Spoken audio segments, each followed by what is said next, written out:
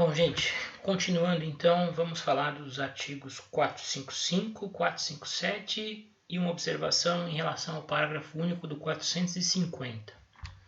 O 455 trata da chamada evicção parcial. Ela traz, e esse dispositivo traz uma regra, digamos, alternativa à evicção total.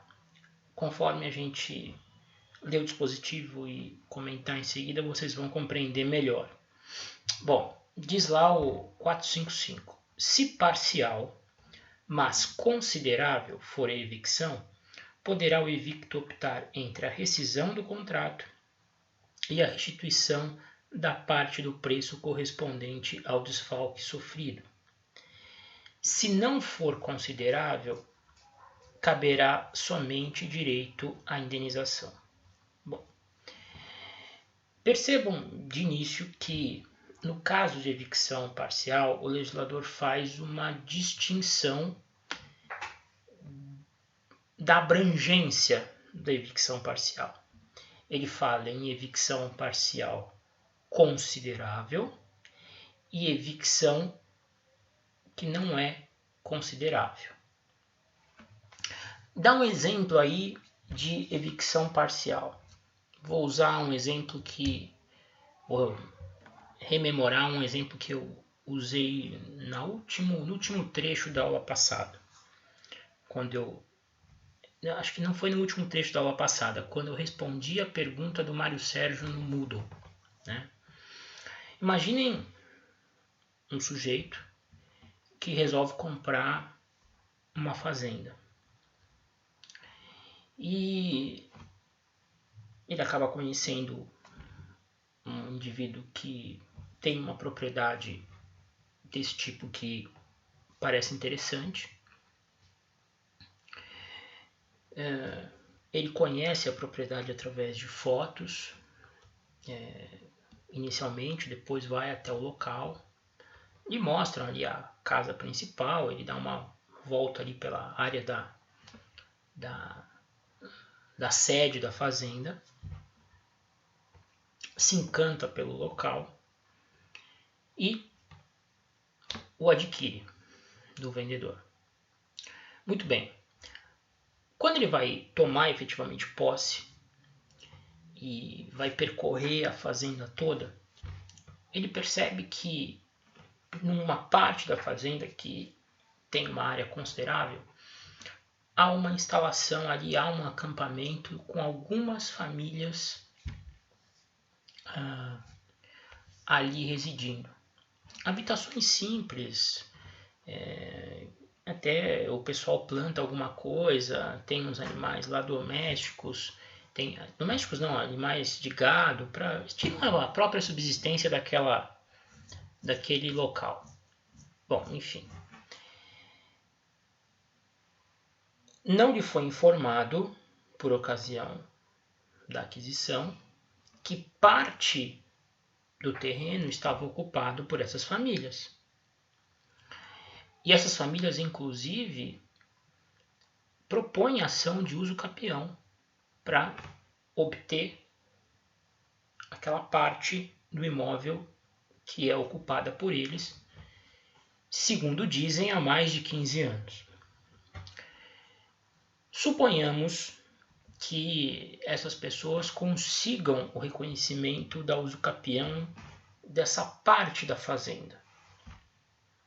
Né?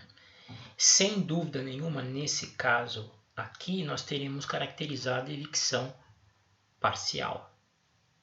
Afinal, o adquirente sofrerá perda de uma parte da coisa em virtude de uma sentença judicial proferida na ação de uso capião, que atribui aos autores da uso capião, aquelas famílias, por uma causa jurídica pré-existente ao contrato, a própria uso capião.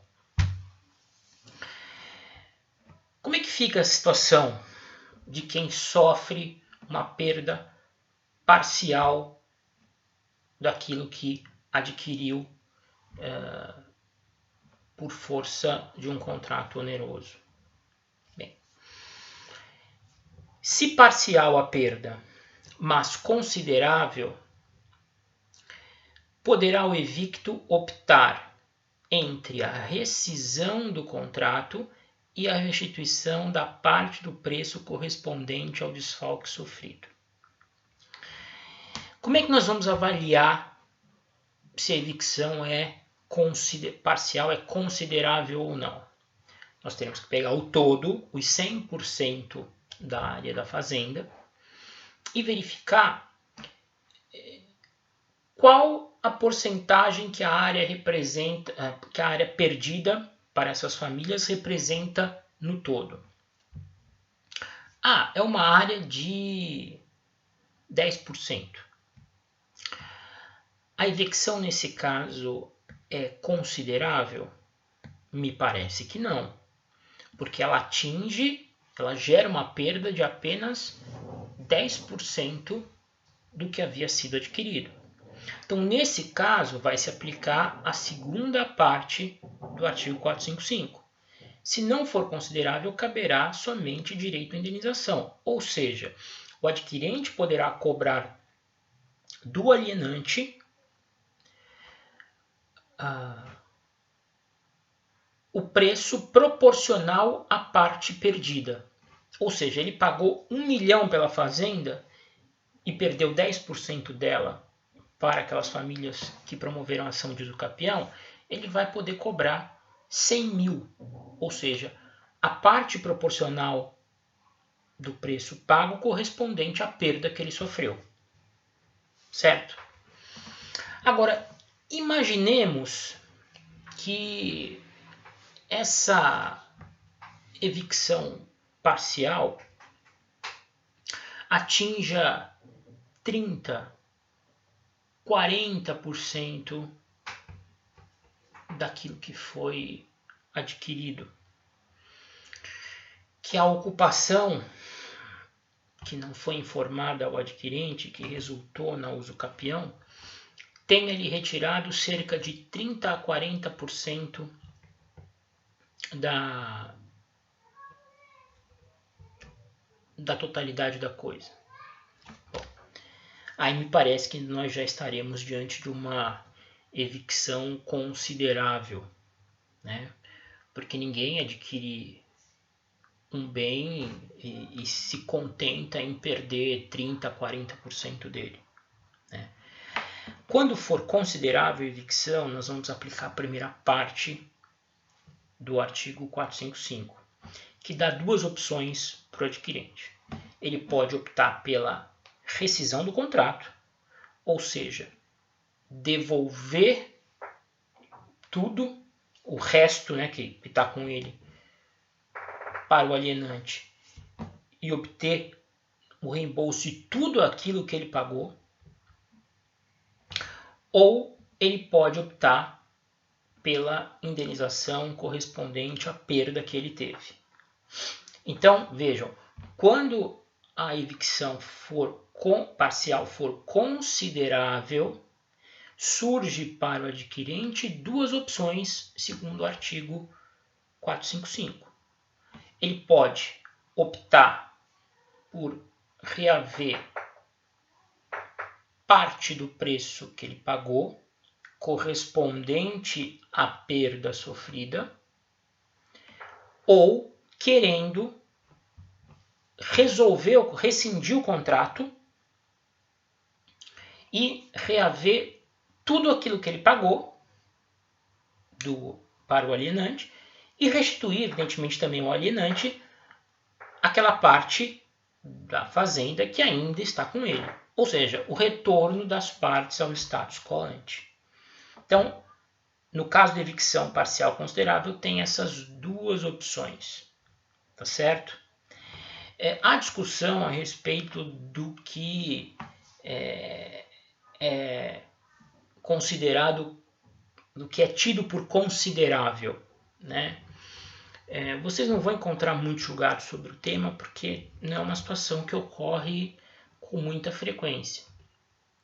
Então vai muito aí da percepção do caso concreto. De repente, a parte perdida pode até corresponder a uma fração menor do todo, 20%, 15%, mas se essa parte perdida de repente for uma das partes mais importantes da coisa, com mais potencial de exploração, por exemplo, no caso de uma fazenda, mesmo ela tendo uma fração, um percentual reduzido perante o todo, a evicção parcial pode ser considerada, pode ser tida por considerável, porque a parte perdida representa muito no todo, né? A partir de 30% de perdas iguais ou superiores a 30%, já há mais ou menos um consenso de que aí nós temos a tal de evicção parcial considerável, né, em que existe a possibilidade do adquirente optar tanto pela rescisão do contrato, devolução do restante e recuperação de tudo que pagou, ou optar pelo abatimento aí do preço e reaver parte daquilo que ele pagou, tá certo? Mas é importante o exame do caso concreto. Se ela não for considerável, aí só tem direito mesmo a obter o abatimento, ou seja, reaver parte do que pagou junto ao alienante. 457.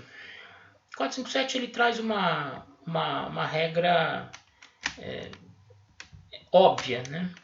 Não pode o adquirente demandar pela evicção se sabia que a coisa era alheia ou litigiosa. Ou seja, se a pessoa sabe que aquilo que ele está adquirindo é litigioso, ou seja, tem gente disputando, ou sabe que a coisa pertence a uma terceira pessoa, ou seja, ele está agindo de má fé, ele não vai poder reclamar nada do alienante, né?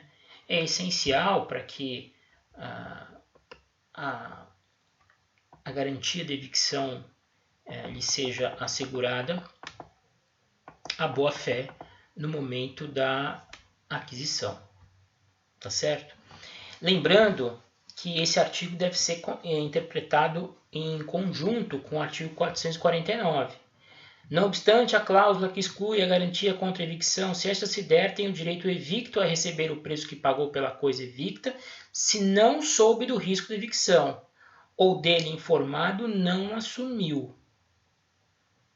Lembrem disso, né? Se ele sabia do risco da evicção e não o assumiu, fez questão de consignar que não assumia perante o alienante, aí nós teremos o direito a reaver pelo menos o preço pago. Tá? É diferente da situação do 457, em que ele sabe do risco, né? Ele adquire sabendo que a coisa é litigiosa. Aqui não tem garantia contra evicção. A má-fé não gera direito à evicção para o adquirente. Tá certo? Espero que tenha ficado claro. Qualquer coisa, estou à disposição para as dúvidas. No último vídeo a gente vai falar rapidinho de duas coisinhas que faltaram.